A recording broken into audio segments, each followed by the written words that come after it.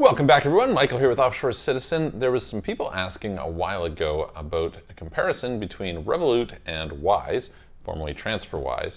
And so today I'm going to give a little bit of a comparison in my experience and opinion about Wise / TransferWise versus Revolut. Which is better, which is worse, what are they better for, what are they worse for? So let's dive in. Before we do, if you haven't already, please hit the subscribe button, hit the all notification bell. Really appreciate your support. And if you'd like help with setting up internationally, getting businesses, companies, residencies, citizenships, etc., please reach out to me. You can book a call, calendly.com/Michael-Rosmer. There's a link in the description below, or send a message through our websites, offshorecitizen.net and offshorecapitalist.com. Okay, so for those who aren't familiar, quick little background, both Revolut and Wise are various fintechs, so they're kind of neobanks, quasi-banks, meaning that they have a particular type of license where they don't actually store your money. They provide essentially a layer of abstraction on top of traditional banking services, which could be provided by, Barclays or Deutsche Bank or Evolve or whoever else, right? Some sort of an actual institution, usually a network of institutions.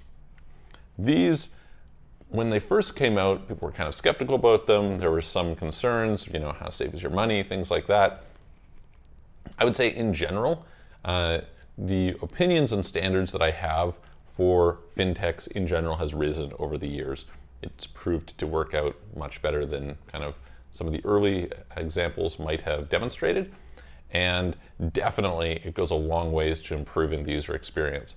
Now, in terms of having the best user experience, certainly Revolut and Wise, formerly TransferWise, both have some of the top user experiences out there. So these are definitely some of the leading companies in the space. This being said, they do have some differences. They have some differences in the areas of availability, and they have some differences in kind of their features and their fees. So right off the bat, TransferWise or Wise is available in a lot more countries. So from that standpoint, in terms of more countries, more payment methods, etc., I'm a big TransferWise fan or Wise fan. Hard to beat. For example, I have some employees who are in Africa. The fact that it supports things like M-Pesa and it's seamless, super easy. I mean, that's fantastic. It's something that Revolut simply hasn't built to this extent at this point in time. In terms of conversion rates, it seems to depend a little bit on what you're converting when, etc. But both can be pretty attractive on the conversion rates front. So in that sense, works great. In terms of the process of sending money to people, I find that the ease of use, provided they're within, same institution or same area, etc., is slightly better, at least by my preferences, in Revolut than it is in TransferWise. And I'll give you an example. It's actually a little bit kind of cumbersome and weird to do a TransferWise to TransferWise transfer. It can be done, but it's not actually that obvious and intuitive how it works. So the first time I ever did it, I thought this is ridiculous. I'm actually having to send a wire out of TransferWise, which is taking quite a while. Now there is a way that you can basically just use the person's email address registered with TransferWise, and you can do a TransferWise to TransferWise transfer, which is more or less instant, Wise to Wise, and that's quite easy. But this process is not that seamless and intuitive. So there you have an example. Then by contrast, on Revolut, they have really, really straightforward. On the flip side, Revolut, I find, has some kind of almost a little bit concerning things when it comes to privacy, because you can actually specify which of the person's accounts it will go into in some cases. It's I don't necessarily know that I want somebody to know that I have these different accounts, etc. So again, pros and cons on each side. I've definitely found both to work quite well, quite seamlessly, etc. In terms of their risk tolerance, neither is especially risk tolerant. So there's plenty of examples of people getting shut down. I would say it's more common that people get shut down and have issues with Revolut than getting shut down with TransferWise or Wise.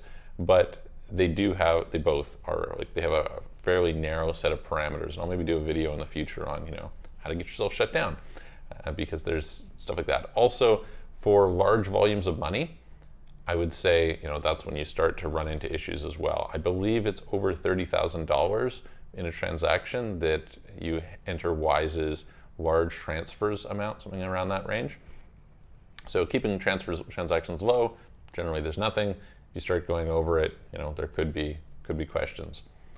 Likewise, if you go really high, they set limits technically of $1 million turnover per year in Wise for a personal account, and I believe it's $4 million a year for business accounts. So again, that's something to be aware of.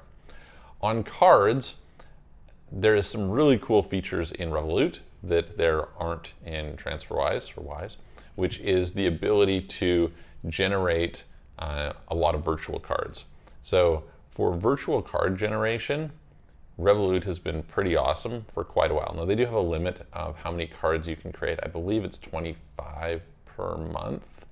I might have that wrong, but somewhere around that number. And these actually are cumulative, so you could generate that many per month this month, and then another next month, and another, and so you could end up with hundreds of cards technically.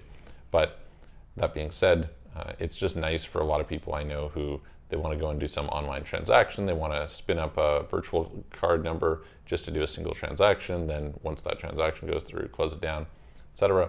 Their system for managing this is really good. Also, one of the things I find, which might be relevant to certain people, is there are a bunch of APIs that Revolut has put together, which are great. So for example, if you're using something like, what's that service called?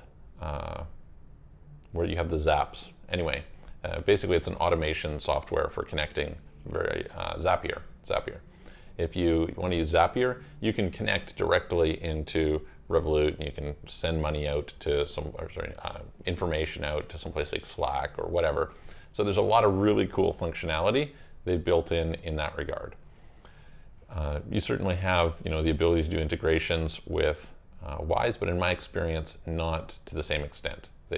I would say they're more kind of tech focused in terms of their integrations on Revolut, is my experience. Now, I haven't extensively run through both of them, but I've definitely done enough on Revolut to find that that's pretty great. Revolut, I would say, has worked harder to expand kind of their array of other things that they're offering, and so that's generally positive. On the flip side, I find there's some really kind of weird things about how they've separated pieces out in Revolut. For example, separate business and personal apps that kind of is a little bit clunky. I don't know why exactly they do it that way, but there's some particular reason behind it. And then there's some really annoying things where, for example, if you get stuck in their loop of, let's just use an example. So Revolut, not available in Canada. So you say, okay, well, I want to then sign up and use it, but I'm living in Europe. And if they go and they identify you as Canada, you're like stuck permanently. There's not a way to say, hey, no, wait a minute, I don't actually live here. So there's some of these complexities.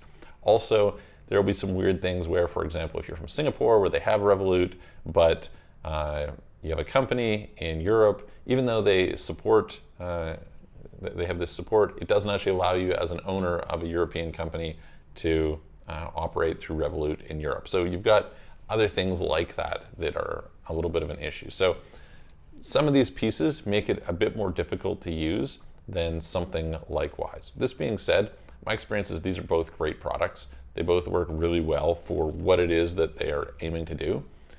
It's certainly a broader range of people, I think, who are going to sign up and benefit from something like Wise. But if you are in an area where you can use Revolut, I think it's a great service to add on to everything else that you're doing. So I hope that helps. I'd love to hear what you guys think. Put it in the comments below, and I'm going to look forward to seeing you on the next video.